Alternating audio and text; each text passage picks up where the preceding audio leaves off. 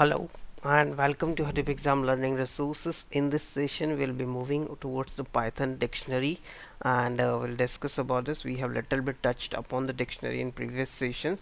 So now let's move on the whatever the mention in this document. We'll be covering all this topics. So I'll not go through this, directly go to the content. So what exactly I mean here, it's a dictionary is a collection of key value pairs. So I just wanted to make sure first, like, you can just watch this all session here, python.trainingforexam.com, and this training is provided by hadoopexam.com. You can just go through this and uh, go the more detail about this. Okay, so now let's move to the session here. So it's a what is dictionary? Dictionary is as I mentioned, it's a collection of key value pair, correct? So this is the dictionary. You can assume it here like this. This is two like this is key and this is the value. So that is the key. You can say your name, and it's a value could be like how much salary you are drawing, something kind of thing. Okay, so name is Amit here. This is Ankur here, whose salary is whatever they are getting it. Kind of, this is key value pair. This is known as dictionary.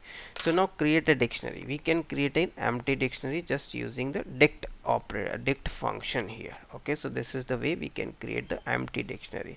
Now if we once we create the dictionary, we can assign the key value. So here key is the Hadoop and value is the 3500, adding the element in this. Now second element is the we are adding here. So now let's do this exercise here.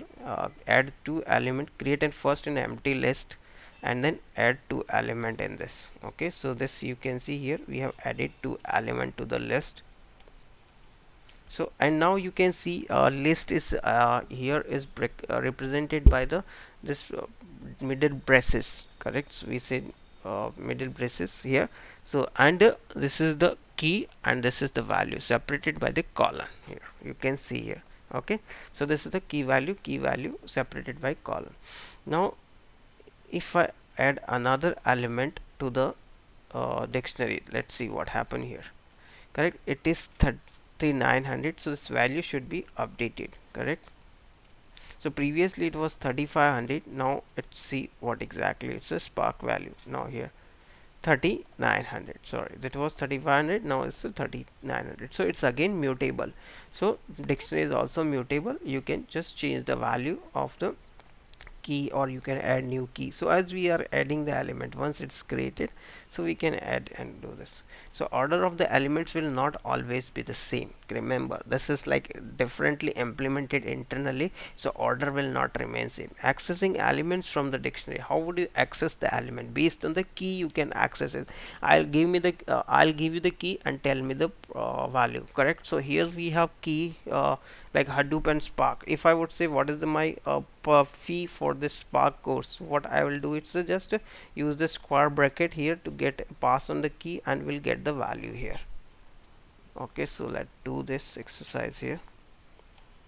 You can see 3900 would be printed here. So similarly, if I try to change this capital S to small s, what I'll get? I'll not get any value, and even I'll get an error, key error, because this key does not exist. Capital S and small s make a difference here. So you can see capital this spark and this spark is a different values in the spark.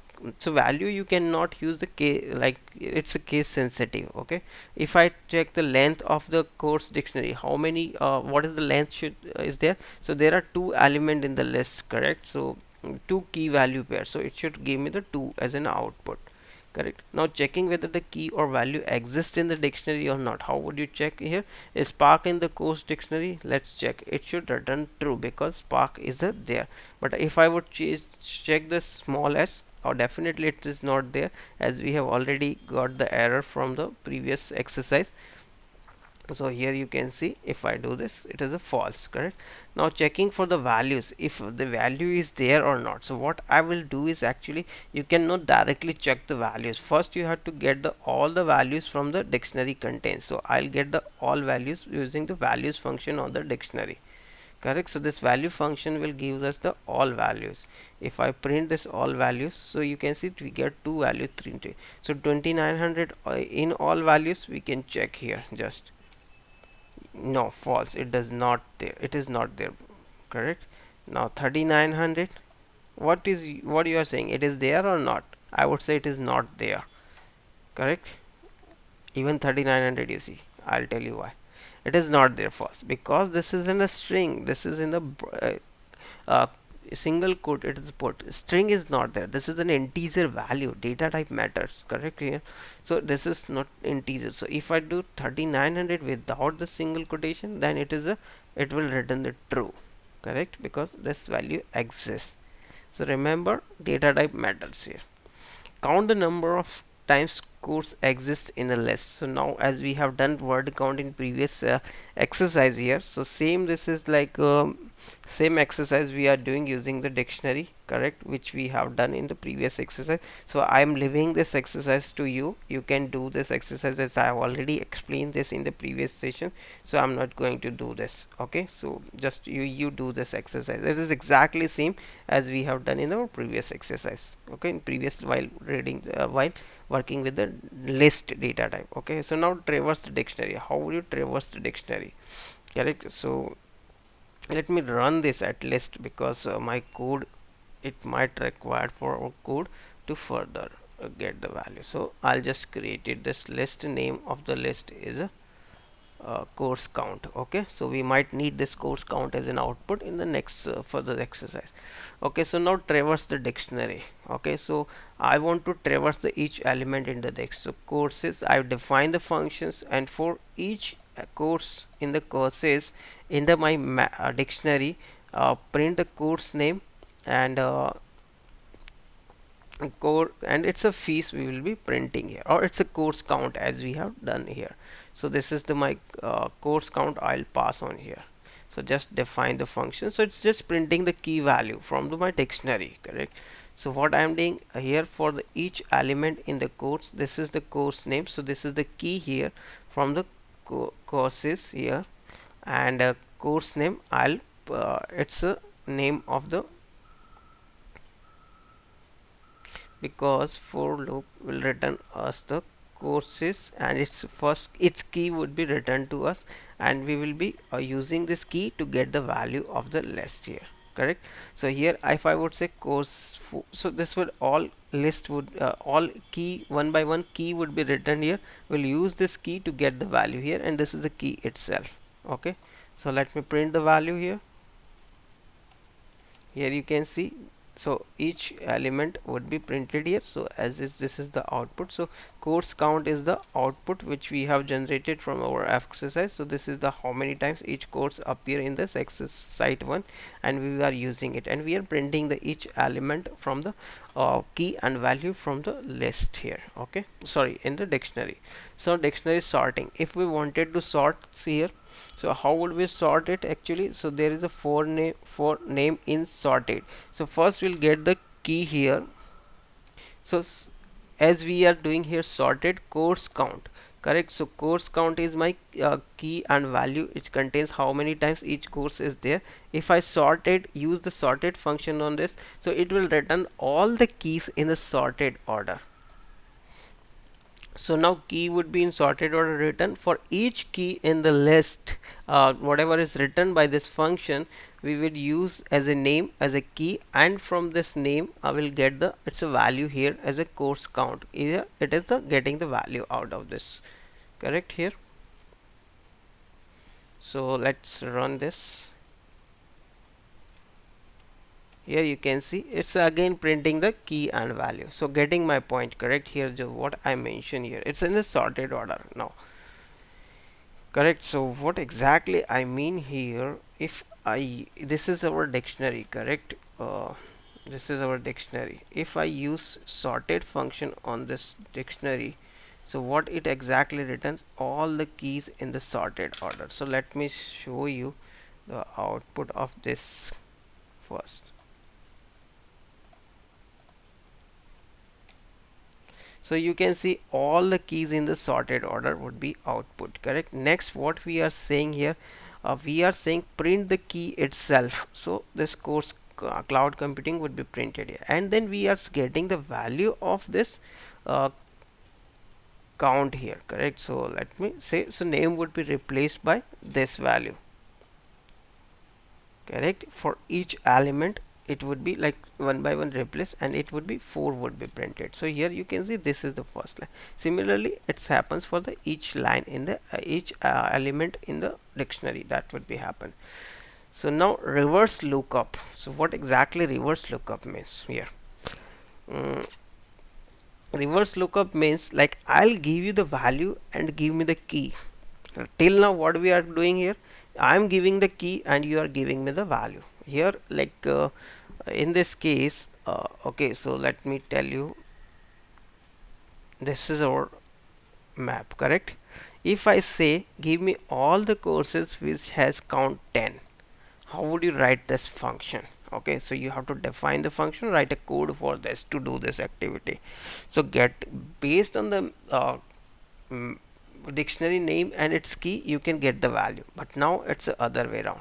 So what we will be doing here, we will be saying course dictionary first, we'll be getting the each key here, correct? And if course dictionary dot name, if count matches whatever we passed on, print the name, else continue as you remember from our previous sessions, continue will not break the loop, it will go to the next iteration. Okay, it will be brought to you next iteration, correct? Here uh, if I would not have this line, then also it would should have worked, correct? So let me just copy this much functions and I would see it should work. Continue is not necessarily be required. Okay, so let me do this, and now find the course name which has 10 as a count. So here you can see Python, Hadoop and Spark, correct? So these are the three courses which has count 10 here. What I have done is here I have passed in the course dictionary name. This is our course dictionary, and count, its count is which we wanted to find 10. So if for name in the course dictionary, I'll get for each name for this course dictionary, and for then key become its a key here. So cloud computing I'll pass here and get the count. The here it says 4, correct, and is equal to 10. 4 is equal to 10, no, false. So it we will not go in if condition inside this, and we'll go next iteration here. And similarly we'll do the Hadoop, and then we'll pass Hadoop here and see count output is 10, here is equal to 10, yes 10, then print this value Hadoop here 10. Okay, similarly it's like iteration order could be anything, as I mentioned dictionary could be in any order here, so don't worry right now why it is not printing in order. So it could be in any order. Similarly for next Java, it's 4 count doesn't match, then Python it match, then print Python. Okay, so this kind of, so while iterating order could be anything. Okay, dictionary could have any order. Okay, so now we are done with this exercise, but remember reverse lookup on very big dictionary will be slow, because it will iterate for each element in your list in the dictionary and then get the value. So if you have a huge list, like very huge I'm talking about, then it could be a very performance issue kind of thing. So be careful if you are doing this exercise.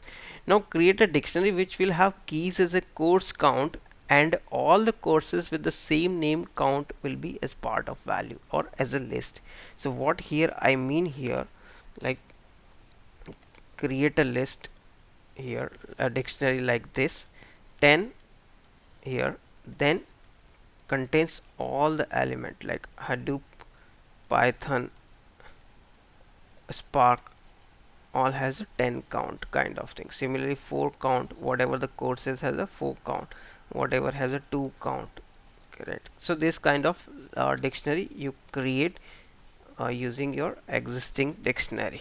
Okay, So what you will do, I would suggest you write this kind of code without looking at this your own, so it would like give you the good hands-on, rather than just if once you are done with the, and then you can just use it to compare whatever your output. So what I'll be doing here, I'll pass on this dictionary, my dictionary here, whatever we have created first, so that we would pass course count. Okay, so we'll pass on this.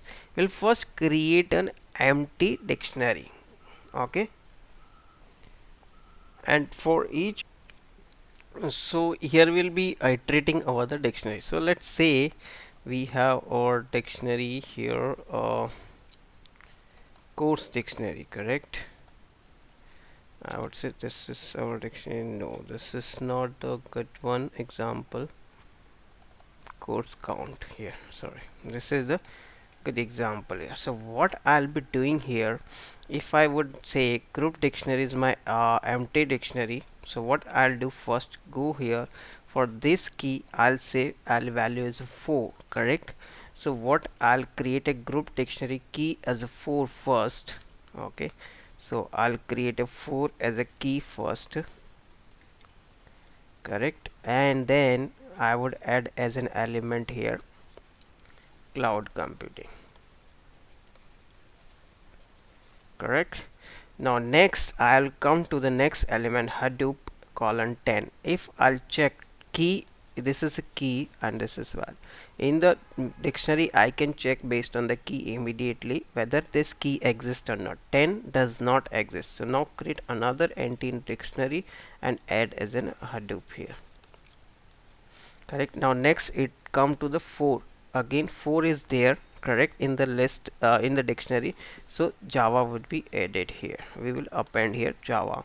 Now next 10 Python, 10 is there, so add Python here. So this we will this is our algorithm. SQL 4 is there, check 4 is there, then SQL would be added, correct. So similarly we will keep doing this thing. So here you can see for each key we will create a my dictionary dot key and check the value. If value is not in this dictionary already, then create this value and key as an value here, value become key now and key become a value here.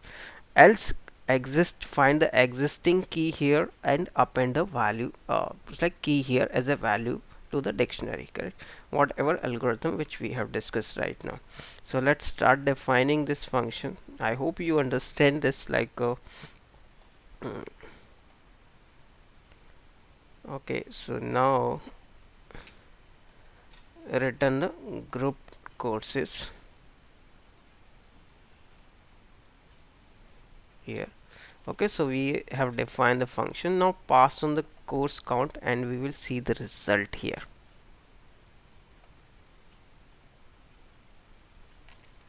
So here you can see 10 as a key here and value is entire list here. Key 4 is a key here and entire list is a value here. So we have only two elements in this dictionary, and one is has a key 10, another has a key 4, and entire list as a value here. So remember, this list can be value in a dictionary as above example shown, but it cannot be keys because lists are mutable and any mutable values cannot be a key in the dictionary. A dictionary is implemented using a hash table, and that means that the keys have to be hashable. Don't worry if you don't understand. Since dictionaries are mutable, they cannot be used as a key, but they can be used as a values.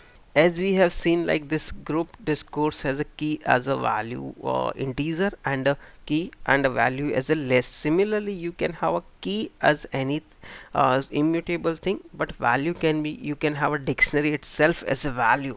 Okay, so like list, as we have seen here, like this is the list is a value. Similarly, another dictionary could be a value for this key, that is possible. Okay, so like that is kind of complexity as you move on. So that's all about this session on the dictionary. So I would suggest you do this exercises as much as possible, so you get more and more understanding. So programming language is about the practice only. So once you understand, you write your own algorithm. Just learning a syntax is not good enough.